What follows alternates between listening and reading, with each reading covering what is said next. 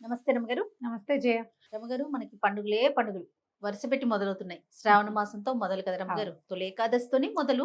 హ్మ్. బట్ శ్రావణ మాసం అనగానే శ్రావణ మనకి మాసం అంతా హడావిడే కదా. అవునవును, పూజలు, వ్రతాలు, నోములు అన్ని చేసుకుంటూ ఉంటాం. అవును. అసలు ఎప్పుడు మొదలవుతుంది, ఎప్పుడు ముగుస్తుంది రమగారు? ఆగస్ట్ 5వ తారీఖు నుంచి స్టార్ట్ అయ్యి సెప్టెంబర్ 2 దాకా నెల రోజులు. ఉమ్, ఓకే. ఈ ఒక్కొక్కళ్ళు ఒక్కొక్క రకం విధానం చేసుకుంటారు. అంటే మన మంగళగౌరి వ్రతాలు ఉన్న వాళ్ళు మంగళగౌరి వ్రతాలు, వరలక్ష్మి వ్రతం అందరికీ ఉంది చేసుకునేదే.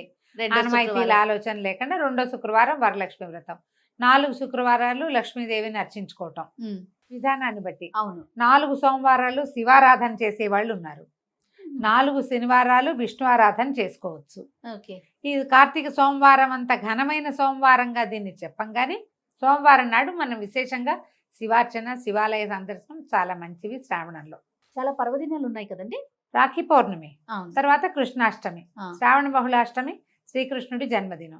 అంటే ఎన్ని పండగలైనా చూడు, 4 సోమవారాలు, 4 శుక్రవారాలు, ఆ, 8, ఆ, 4 మంగళవారాలు, 12, 4 శనివారాలు, 12, 4, 16, పౌర్ణమి, కృష్ణాష్టమి, రాఖీ పౌర్ణమి, కృష్ణాష్టమి. కృష్ణాష్టమి, 16, 2, 18.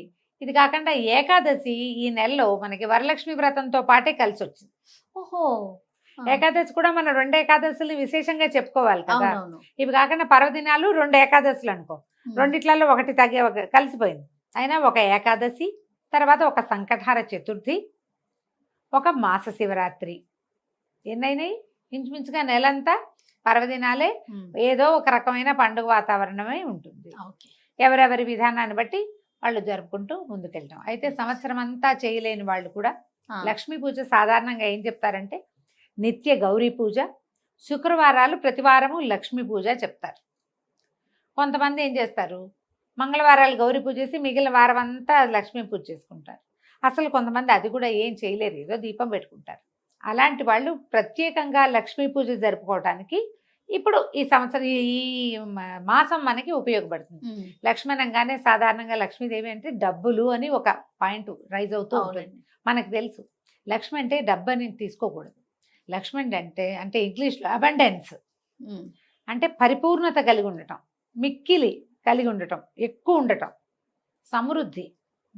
మనకి ఆరోగ్యం సమృద్ధిగా కావాలి, కావాలి కదా. ప్రశాంతత సమృద్ధిగా కావాలి. మనకి ఏది దొరికినా అది సమృద్ధిగా దొరకాలి. ఉమ్, ఈ సమృద్ధిలో ఇది వృద్ధి అంటే కొంచెం పెరిగినట్టు, సమృద్ధి అని ఎందుకు చెప్పారు, మంచి విషయాలు మరింతగా ఉండటం. ఉమ్, ఆ మంచి విషయాలు మరింతగా ఉండటమే లక్ష్మి. దానికోసం ఈ సంవత్సరం ప్రతి సంవత్సరం చేసుకున్నట్టుగానే వరలక్ష్మి వ్రతము, ఆ రోజు కుదరకపోతే ఏ ఇబ్బందులు వస్తే 3వ రోజు 4వ రోజు చేయలేకపోయాము, ఇంట్లో వీలు లేదు, అలా ఉన్నప్పుడు మిగిలిన 3 వారాలు ఏదో ఒక వారమైన లక్ష్మీ పూజ చేసుకోవచ్చు. ఓకే. ప్రత్యేక లక్ష్మీ పూజనం కోసమే శ్రావణ మాసం చెప్పబడింది. ఇంకా పూజకి సంబంధించి మనం ఎలా సన్నద్ధం కావాలి రమ్మగారు? శ్రావణ మాసానికి సంబంధించి అన్ని రెడీ చేసుకోవటం, దేవుని పటాలు రెడీ చేసుకోవటం, పూజా మందిరాన్ని రెడీ చేసుకోవటం, ఇవన్నీ కూడా ఎప్పటి నుంచి మొదలు పెట్టమంటారు? అమావాస్య నాడు శుభ్రం చేసుకుంటే మంచిది.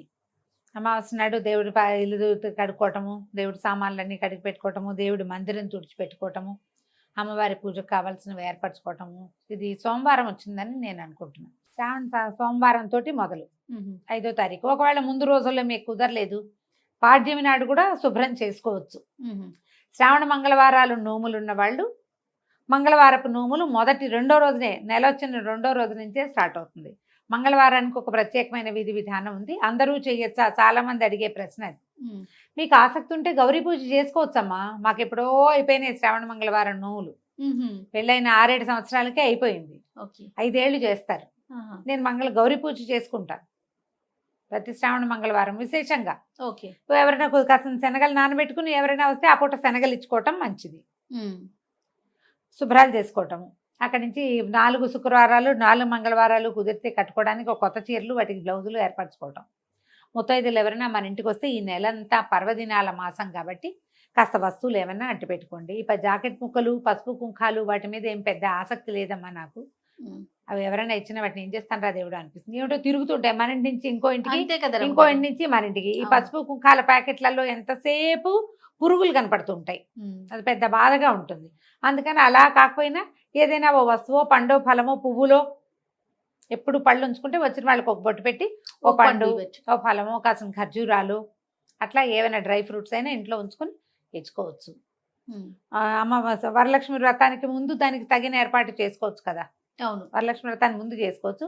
మా శ్రావణ మంగళవారం నోములు ఉన్న వాళ్ళు దానికి ఏర్పరచాల్సిన విధి విధానాలు అంటే బియ్య పిండి నానబెట్టుకోవడం, బియ్యం నానబెట్టుకుని పిండి పట్టుకోవటము, పద్ధతి ప్రకారం ఏమేం చేయాలో వాటన్నిటిని ఎవరింటి పద్ధతి ప్రకారం వాళ్ళు. దీని మీద ఒక పెద్ద ప్రశ్న జనరల్గా అందరు అడిగేది, వెజిటేరియన్స్గా ఉండాలా ఈ మాసం అంతా కూడా ఉండాలా? నీకు కూడా ఉంది కదా ఆ క్వశ్చన్. వెజిటేరియన్స్ ఎవరు పూజ చేసుకుంటారో వాళ్ళు వెజిటేరియన్స్గా ఉంటేనే మంచిదమ్మా.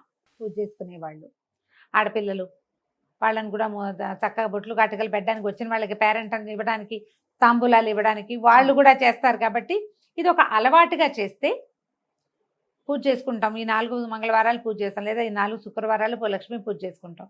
ఆ రోజున తినకండి కనీసం. అంతే, ఒక నియమం పాటించడం కోసమే. ఇది ఇవాళ మానేస్తే ముందు ఇది ఉండదా ఒంట్లో? ఇలాంటి ప్రశ్నలు వేయకండి దయచేసి. అడిగిన ప్రశ్నకి ఇదే సమాధానం. చాలా మంది అలా అడుగుతారు. ముందు రోజు తినుంటారు కదా, అది ఉండదా శరీరంలో? అప్పుడు మానేయటమే. అవన్నీ మీ ఇష్టం, అంతే కదా. పూజ రోజున వండకండి, తినకండి, పెట్టకండి, సరిపోయింది కదా, క్లియర్గా. అంతే. అప్పుడు ఇంట్లో వాళ్ళకి కూడా అంతే. ఏ రోజున మీరు ప్రత్యేకంగా పూజ చేసుకుంటారో ఆ రోజున మీకు ఇది పనికొస్తుందా అన్న అనుమానం ఉన్న పనిని చేయొద్దు. నన్ను అడగక్కర్లా. అంతే, అనుమానమైన పనిని చేయకూడదు. ఇంకప్పుడు పీరియడ్స్ ఉంటాయి రమ్మగారు, 2వ శుక్రవారం వరలక్ష్మి వ్రతం చేసుకోలేకపోతారు. అలాంటి వారు మరి 3, 4లోకి వెళ్ళొచ్చు, అంతేనా? చేసుకోవచ్చు. మామూలుగా 3వ వారం మురికి వారం అని చెప్తారు చెయ్య. ఎందుకు అలా అంటారో తెలీదు. మా వైపు అయితే ఆ పాయింట్ ఉంది. 3వ వారం చేసుకోకుండా 4వ వారం చేసుకుంటారు. కాకపోతే ఏంటంటే వరలక్ష్మి కథలో మనకి ప్రత్యేకంగా ఏం చెప్పారు, పౌర్ణమికి ముందు వచ్చే శుక్రవారము అని ఖచ్చితంగా చెప్పబడింది. అవును, ఖచ్చితంగా చెప్పబడింది. ఆ రోజు వైశిష్ట్యం వేరుంటుంది. అవకాశం ఉంటే ఆ రోజునే చేసుకోండి. మీకు ఈ తప్పించుకోలేని స్థితి ఉందనుకో అప్పుడు చేయగలిగేది ఏం లేదు. అలా కాకుండా 2వ వారం వద్దనుకున్నానండి, నేను 4వ వారం చేసుకుంటానండి అనకూడదు. ఖచ్చితంగా 2వ వారమే చేసుకోవాలి. మీకు అవకాశం లేనప్పుడు ప్రధానమైనది స్త్రీ సంబంధిత సమస్యలు ఒకటి, ఏదైనా అత్యవసర ప్రయాణము మీరు ఇంకో చోటకి వెళ్ళవలసి వస్తే అక్కడ, అలాంటి చోట తప్ప మీరు అందరూ చేసుకుంటారు కాబట్టి నేను ఈ వారం మానేసి ఇంకో వారం చేస్తానంట మాత్రం చాలా తప్పు. అలా చెయ్యొద్దు.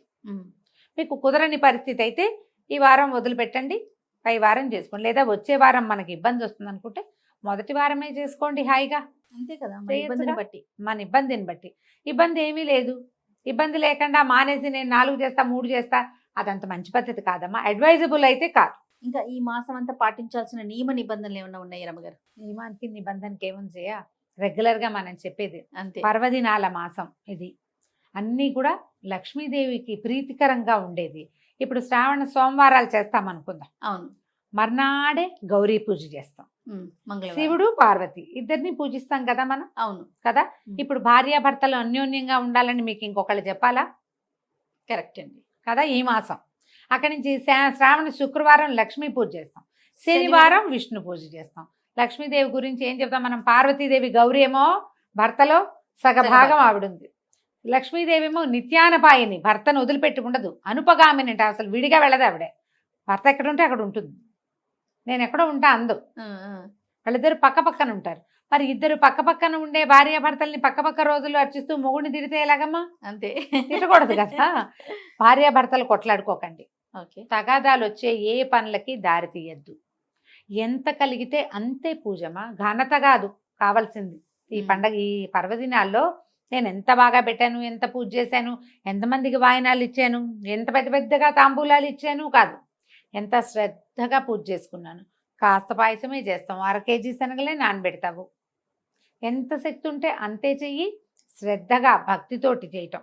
ఓకే. ఈ రోజుల్లో శ్రావణంలో భర్తతోటి అక్షింతలు వేయించుకోవాలని చెప్తారు చేయ బాగా.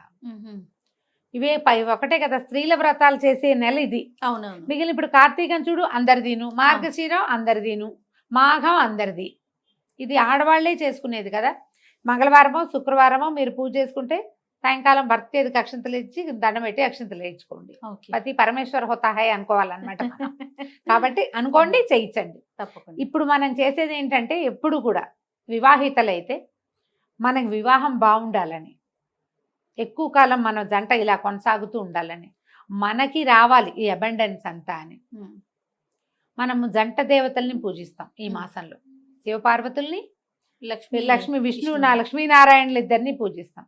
వీళ్ళిద్దరూ ఒకళ్ళనొకళ్ళు విడిచి ఉన్న వాళ్ళు కాదు. అవును. వాళ్ళని ఆదర్శంగా తీసుకోండి. ఏమైనా ఇంట్లో స్ప్లిట్స్ ప్రాబ్లమ్స్ ఉంటే ఈ సరి రకమైన శ్రద్ధతో గనక మీరు చేస్తే అవి తగ్గుతాయి.